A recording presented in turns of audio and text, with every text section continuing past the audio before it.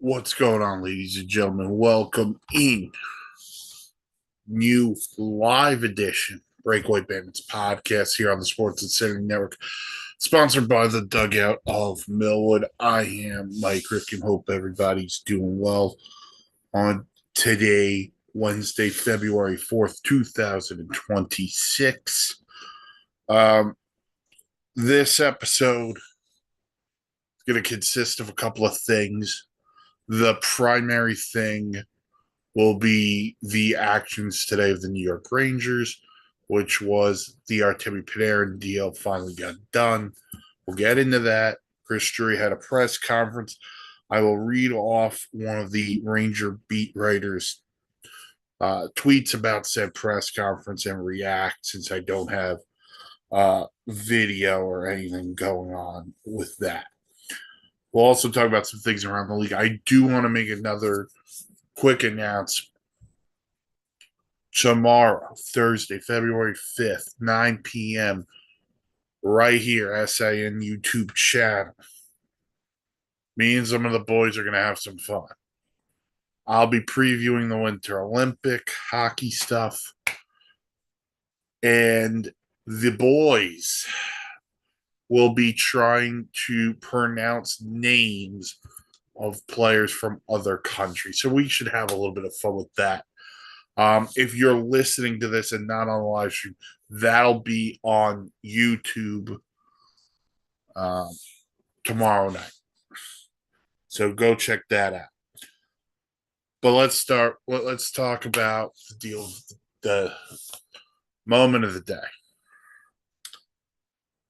And that is the Rangers and Artemi Panarin now have gone their separate ways, just like Journey. Artemi Panarin is now a Los Angeles King. And oh boy, did the Rangers get a haul back, man. Let me tell you something. Chris Drury did wonderful here. The return on Panarin from the Los Angeles Kings. Prospect Liam Greentree. I apologize for Liam Greentree. And a conditional third-round pick. If the Kings can win 2 playoff series, it becomes a second-round pick this year. There's also another pick in 28. I think that's a fourth rounder. But that's the deal. And Artemi Panarin's 7-season run with the Rangers comes to an end. And I know there's a lot of people who want to be first and want to get their reaction out as quickly as they possibly can because emotions drive up views. I wanted to let this sink in for a couple of hours. I actually contemplate doing this tomorrow morning. But either way, I was not going to be happy with this. I'm not happy with this on a number of fronts. We knew the day was coming. That's why the Rangers scratched him, held him out of the lineup the last number of games. We knew the deal couldn't have been great, because of the no movement clause and he could dictate how it works. But the return is what bothers me.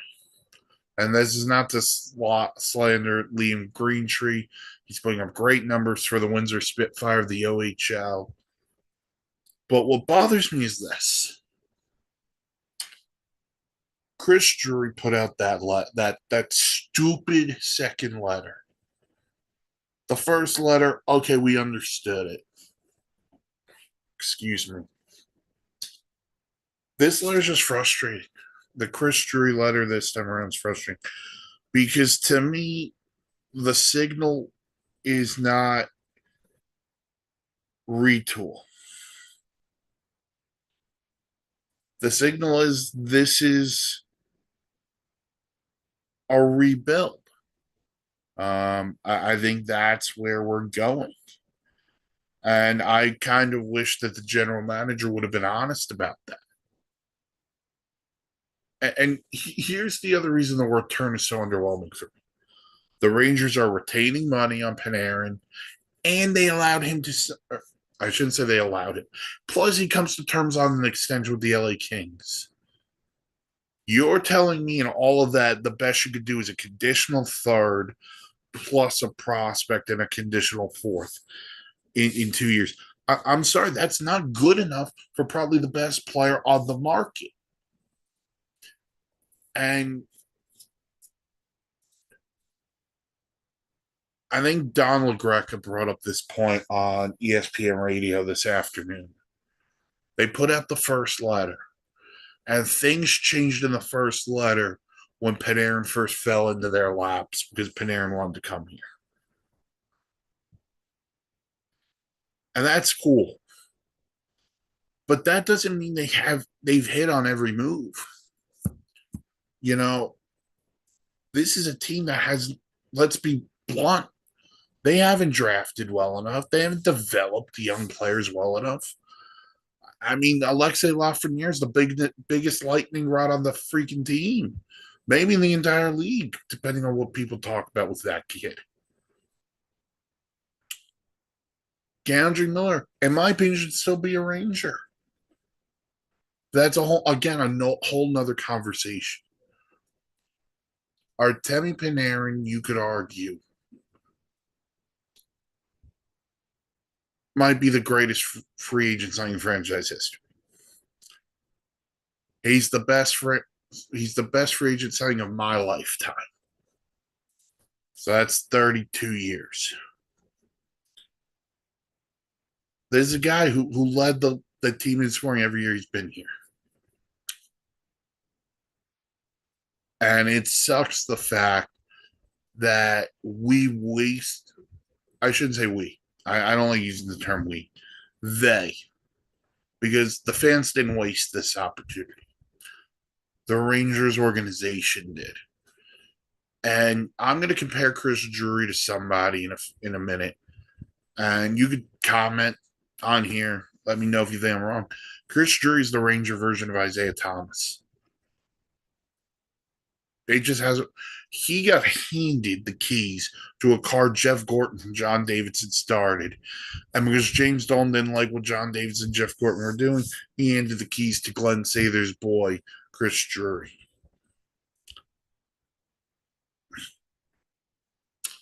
So a little bit more about the deal. Apparently, Panarin told the Rangers this morning the Kings were the only team he was willing to go to. Good for the LA Kings. This is Andre Kopitar's last season, so they got to make a run here. But to retain money, allow the 2-year extension. By the way, 2 years at $11 million on the AAV. There's really no reason the Rangers couldn't have tried to do that, but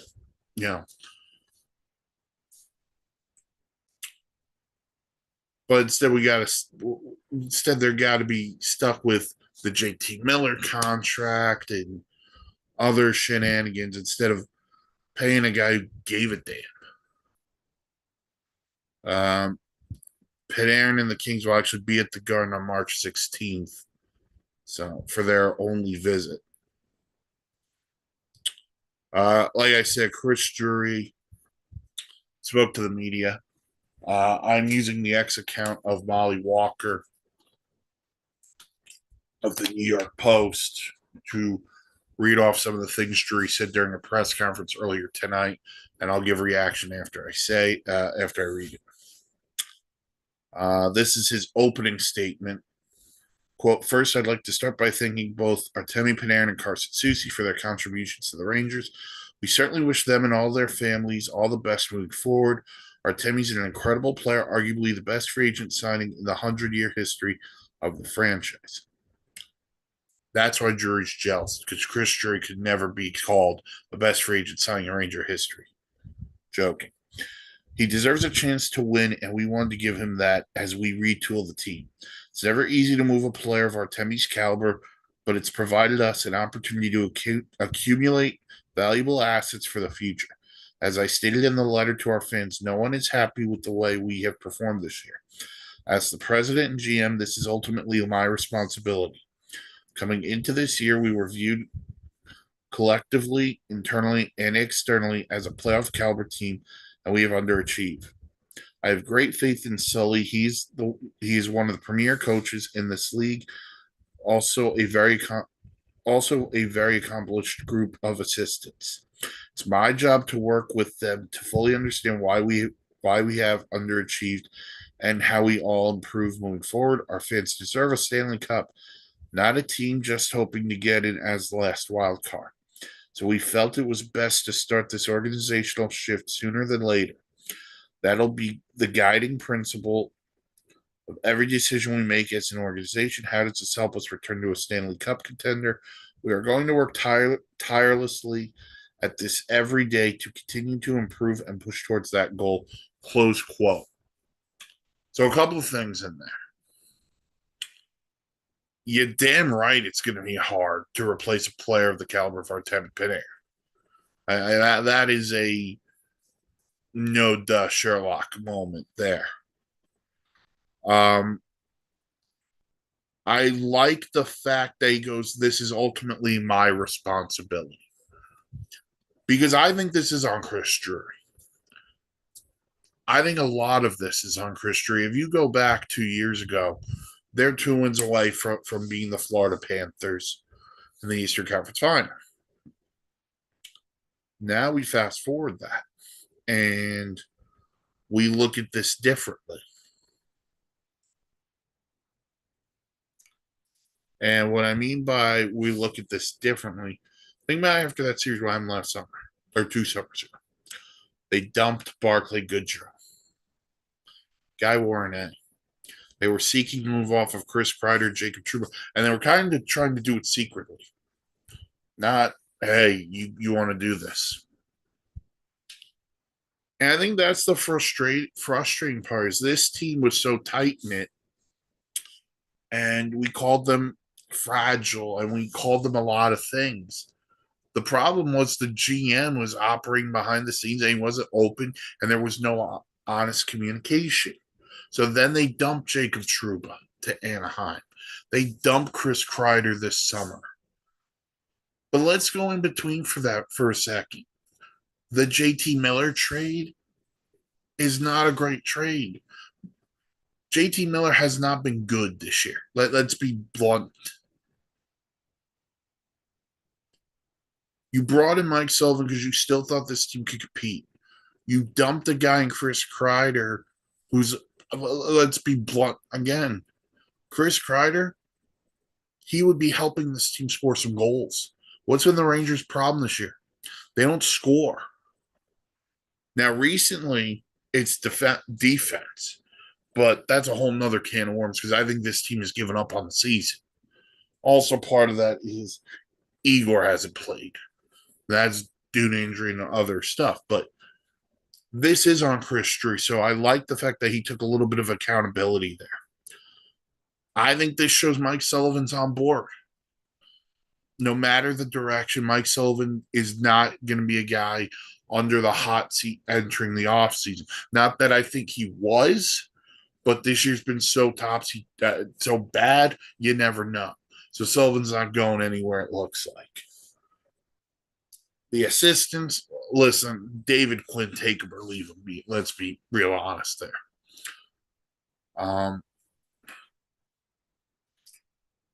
And I think the other part I want to talk about is he wants to create a sustained winner, not a team that just gets in. He wants to create something really good. So I can get on board with some of those things, but I don't trust the guy in charge. Get more into that in a minute. That was his opening statement. This was on the Panarin front. This is from Molly Walker again. On the Panarin front, Chris Drury didn't explicitly say when he decided not to extend Panarin, that he, quote, he was the most popular guy amongst his peers, and that when it became clear the team needed the retool, the decision was made in order to acquire young assets like Liam Greenstreet. Today, here's the quote. With that no move clause, he's got a lot of control over the situation, as I said. He earned it and deserved it. Later this morning, was informed the only place he was willing to sign and willing to move to, as he had an extension done with LA, was LA.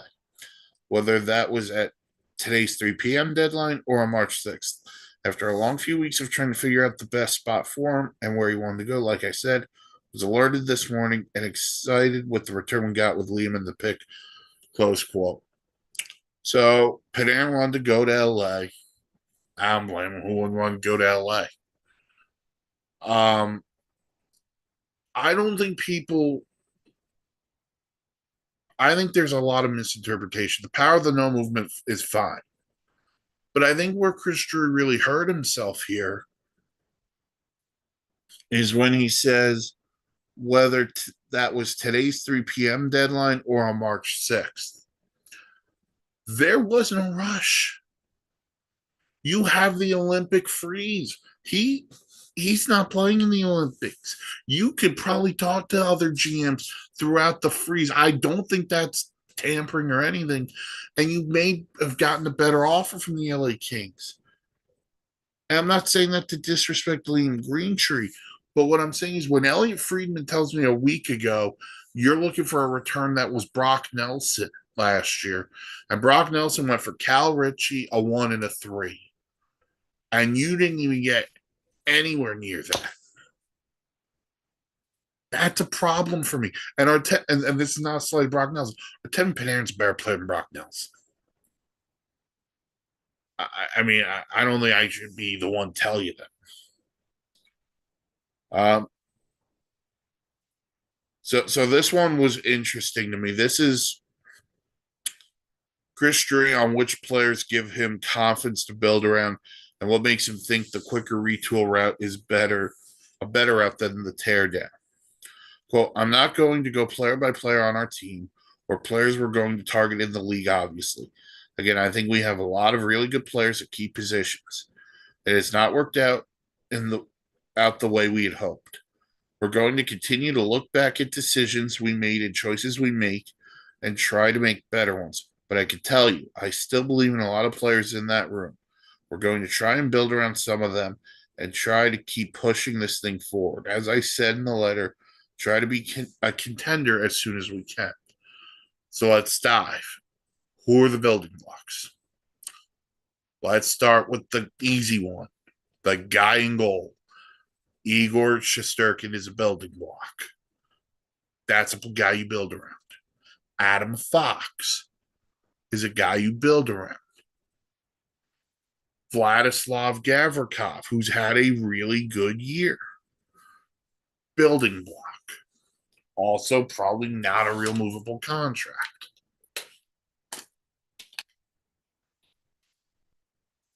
Is Braden Schneider a building block? No. I like Schneider, but I'm okay. If you can get something really good, fine. Is Matthew Robertson a building block? He's probably a solid 5'6" defenseman. That's fine. I would view K'Andre Miller more as a building block, but you moved off him, and you know what? In their defense, you got a first round pick. Can't really complain there. So let's go forwards. Is Mika Zibanejad a building block? Well, he's had a really good year. Am I going to continue on that thought that Mika Zibanejad's going to continue that pace? I'll give Mika Zibanejad a benefit of the doubt. He could be a part of the future. JT Miller is not a part of that future. Vincent Trocheck is not a part of that future. Trocheck should be gone by March 6th. Alexei Lafreniere should be a part of this building. I like the game Lafreniere actually plays. I know the underlying numbers may not be great, the stats, the goals, but I think I've seen moments where I say, you know what, it's there. You just have to unlock the consistency. It's going to be hard without Panarin for him. But I think if anyone can comp it or hopefully can cure it, it's Lafreniere. If not, maybe you explore a Lafreniere trade over the summer. So I think the last 20 plus games or so, it's going to be a test for Alexei Lafreniere. But For right now, I'm going to put him as a block. I think Gabe Perreault is a block, a building block. I think Will Cooley is a building block. I think Will Cooley has been so good for this team last couple of years. The way he can play, he plays a hard game. Will Cooley's everything a Ranger fan wants Matt Rempe to be. By the way, Matt Rempe is not a building block. And listen, I want to see some of these Hartford guys. Let's see what a Brendan Othman can be. Let's see what a Brendan Brisson could be. Well, let's see it. I don't think there's a problem with seeing some of these young players.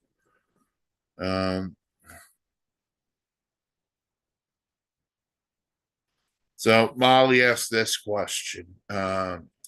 She asked Chris Drury if there are any plans to make changes, personnel, approach, philosophy, the scouting and development departments, and if that needs to be a focus going forward. Drury said, quote, well, it's two huge important pieces of the organization.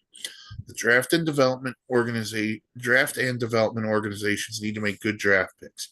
Obviously, and they need those draft picks to develop and get to the big club and impact the lineup.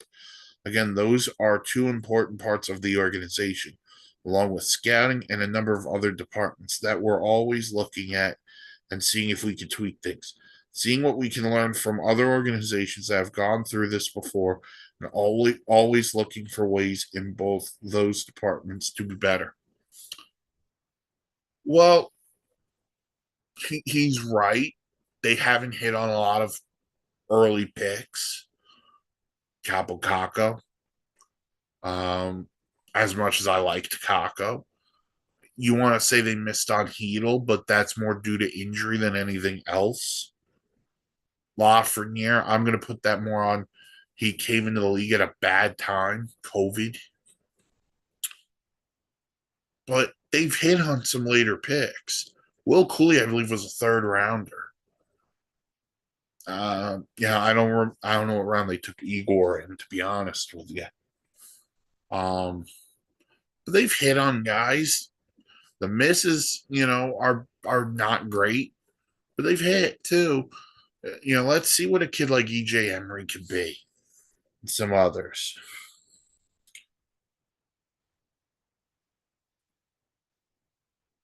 So this is the last quote, and then I'll get into some other stuff. Chris Drew was asked if he has a goal timeline in mind to be contending again. Well, I think that there's a difference in a retool and a rebuild, as we said in the letter. It is a retool. We're certainly not going to sit here and put a timeline on it right now. We're going to try and do everything we can to get back to being a contending team as quickly as we can. We've identified and continue to identify players that we want here and want to stay here and going forward and build around and move forward with. Closed quote. So they've identified the players that are the building blocks. And they're going to identify guys going forward who they like. That's fine. I think that's fine. Here's my problem.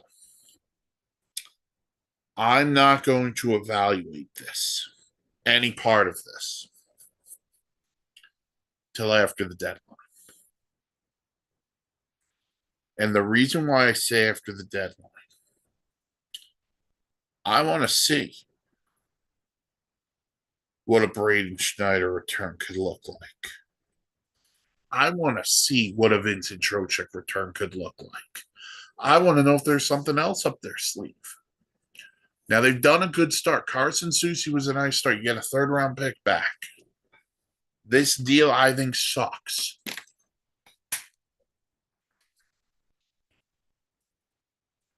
Now, I'll be blunt with you. I didn't think the Nelson thing was realistic, especially with the no move. But I had a hypothetical dream. Was there a world? And you're going to call me crazy on this, and that's fine. Is there a hypothetical world where the Dallas Stars, as a rental, take Artemi Panarin? and the Rangers could have gotten back Jason Robertson. Probably not, but man, I like living in a hypothetical world. But Panarin to the Kings, and look, the Kings need it. The Kings right now, pulling up the standings as I'm speaking on this. The Kings right now are outside, right? Yeah, they are the first team out. Now they are a point behind Seattle for that second wild card, 2 points behind Utah for that first wild card, 3 points behind the Ducks, um, in third in the Pacific. By the way, only 4 points out of first place. Now, currently, the Kings are playing the Kraken, so that's a big game. Kraken lead 2-1 in the first period. So there's that. So the Kings need to boost in offense for sure. And with this being Andre Kopitar's last year, you got to go for it. Now you got to give some love to some hot teams. And let's talk about the team right now who is 4 points in back of second wild card, 2 points in back of third of the Metro. They're 9-1 in their last 10. They've won 7 in a row since the coaching change. Rick Bowness for Dean Evanson.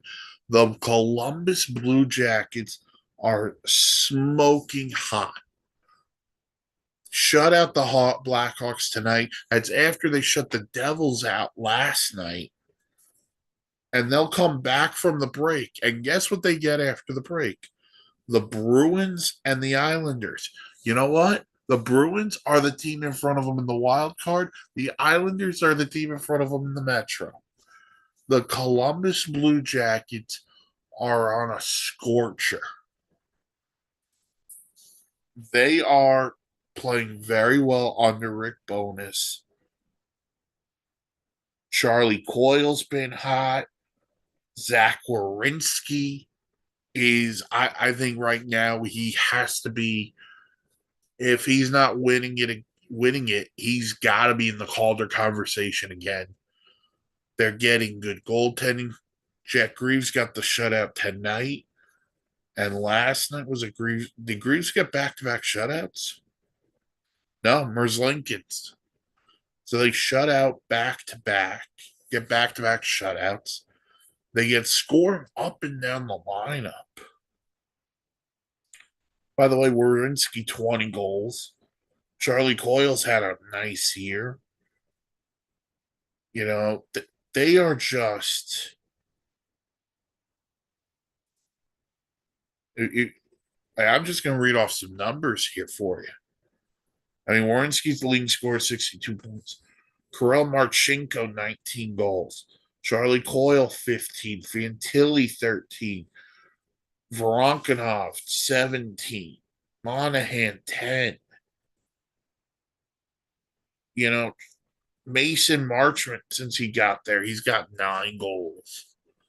Like, this team, and I got to be honest with you, I didn't see this coming. I thought once Dean Evanson was fired last year in Columbus, no, here they come. They get the Bruins and Islanders right after the Olympic break. Shout out to you. Got to give Tampa Bay love. How about that Stadium Series game the other night? Lightning Bruins, Raymond James. We get a goalie fight. We thought Pasternak had won it. He winds up taking a penalty. Gensel wins it in the shootout. Nikita Kucherov is, I got to tell you, the Hart Trophy race is freaking hard. Kucherov, McKinnon, Celebrini, McDavid. Ooh, I still think it's McKinnon, but that'll be digress. But I think John Cooper's your Jack Adams guy right now. I really do. Having the Lightning at the top of the East. Think about the amount of injuries they've had too. Ryan McDonough's missed time. Hedman, Braden Point's missed time. Sorelli gets hurt the other night.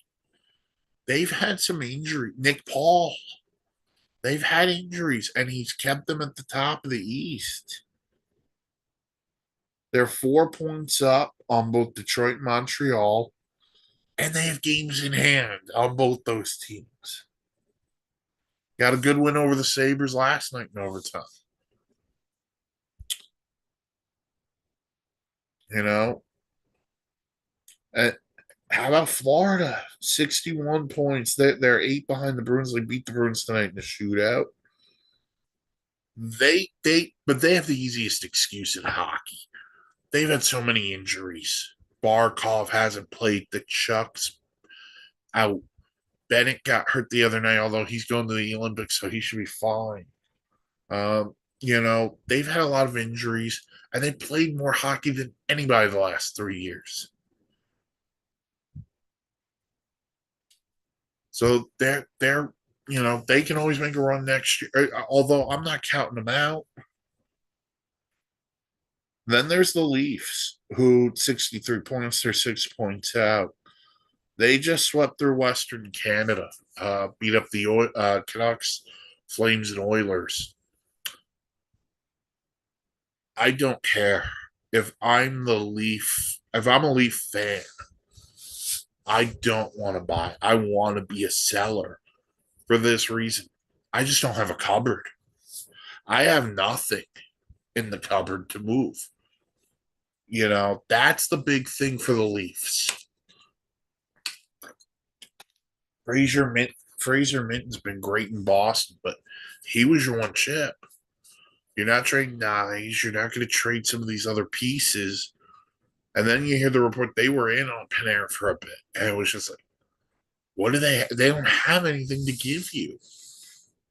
So if I'm a Leaf fan, even though they won three in a row, heading into the break, still 6 points back, I'd sell. Get draft compensation, free up some space. And then you have to have the conversation this summer with Matthews and Nylander and go, are you guys in this for the long haul, and go from there. And then I gotta go to those bottom two teams in the East. The Flyers and the two of the bottom three, because we talked Rangers already. You got the Flyers at 60 points. You got the Devils at 58. I'm going to start with Philly. I know there's been a lot of criticism about Briere, about Jones, about Rick Tocchet, about Matvey Michkov's minutes. Trevor Zegras had a nice year for them. I thought the Flyers got off to a really good start. But at the same time, like, I didn't think it would continue. And the reason why I say that is I don't love the Flyer blue line. I think Cam York is a player. This Drysdale player, he's okay. I didn't think the Flyers were a playoff team this year. And I think people have maybe a little bit too high of an expectation. Now, being third from the bottom of the East, that's a rough look. But it's a new coach. It's a young team. It's a team where goaltending is still, I think, a major question mark. That's something that has to be addressed in Philly. So I'm kind of giving them a pass, mainly because I didn't see it. I think the Devils are the biggest disappointment in the East, even more so than the Rangers, because I thought the Devils were starting to take the strides, and they've taken strides backwards. Yeah, Jack Hughes missed time. He's out again. But Markstrom hasn't been good. Their blue line has struggled. Some of those young studs, and it seems like people are turning on Tom Fitzgerald and Sheldon Keefe. And I don't think this is on Sheldon Keefe, if I'm being blunt. I think this is more of a management thing. Luke Hughes has not had a great year. Dougie Hamilton hasn't had a great year. I mean, if Heisher and Hughes aren't and Brad aren't carrying them, are they a great team? I think so. I think they are a massive disappointment. And then when they need the saves from Markstrom, they just aren't getting them. Jake Allen has been better. I'm going to read off Markstrom if I can pull up Markstrom's numbers. Just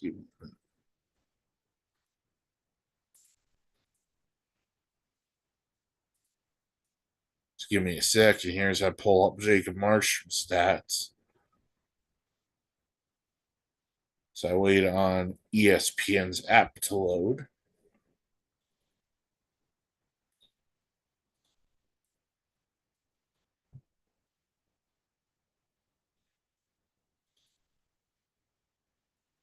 I may be better off just using Google.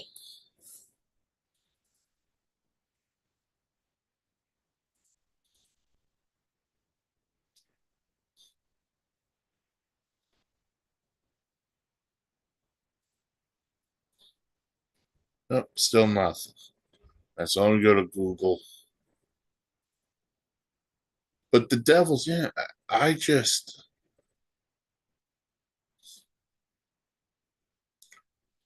By the way, Markstrom signed a 2-year extension. Let's not forget that.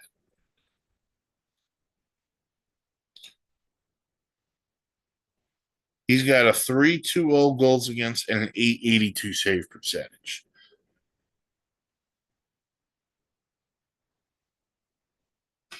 I mean, and let's be honest, part of that is the 9-0 shellacking they got from the Islanders a couple of weeks ago. But this is a team, the Devils are a team that needs to figure it out.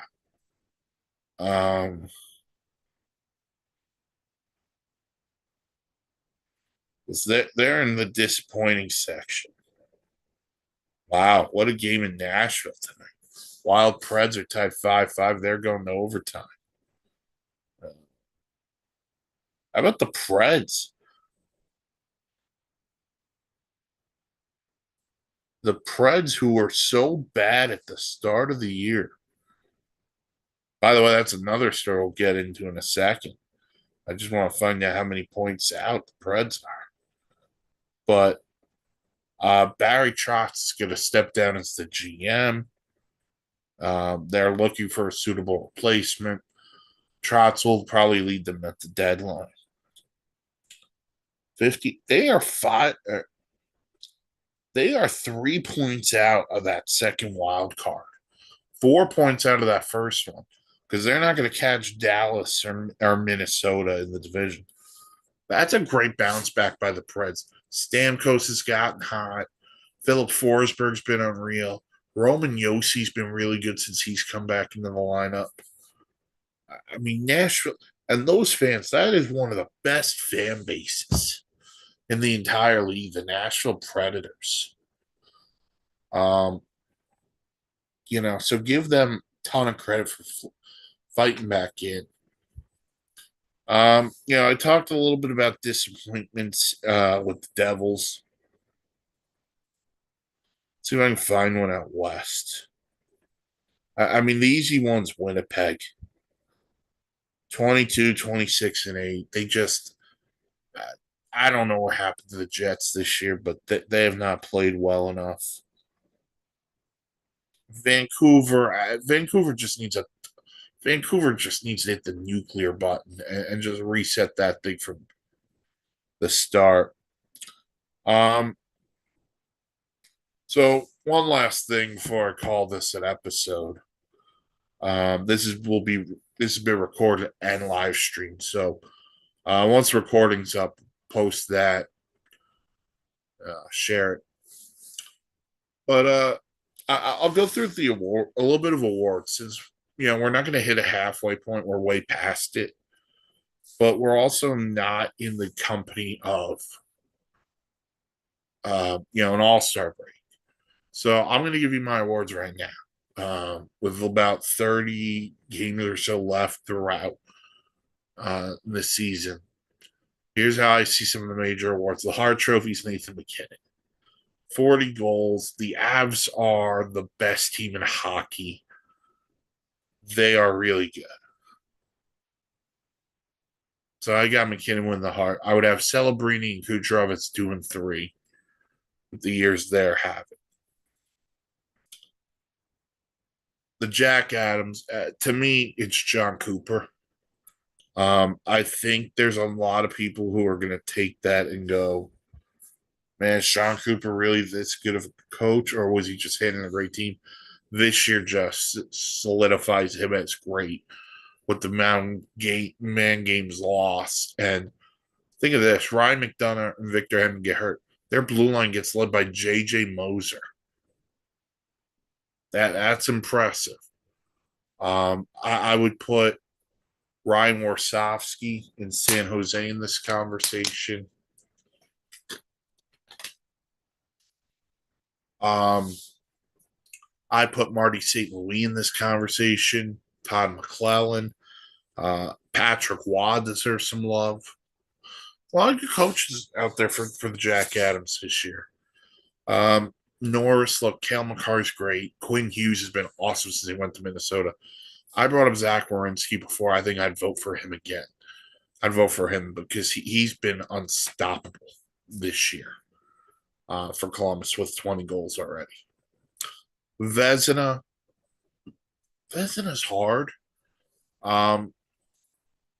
There's a lot of great goaltending, but when you look at numbers,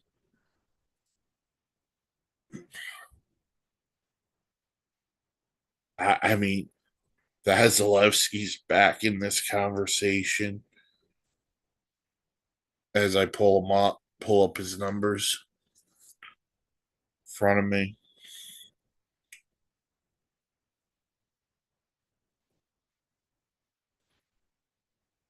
But so I lose service for a second. But Vasilevsky's in this conversation.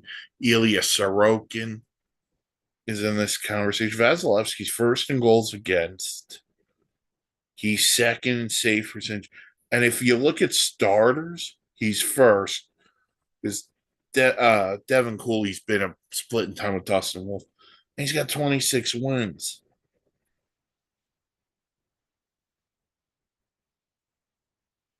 Ilya Sorokin's 19, 13, and 2.248, 915 save percentage, 6 shutouts.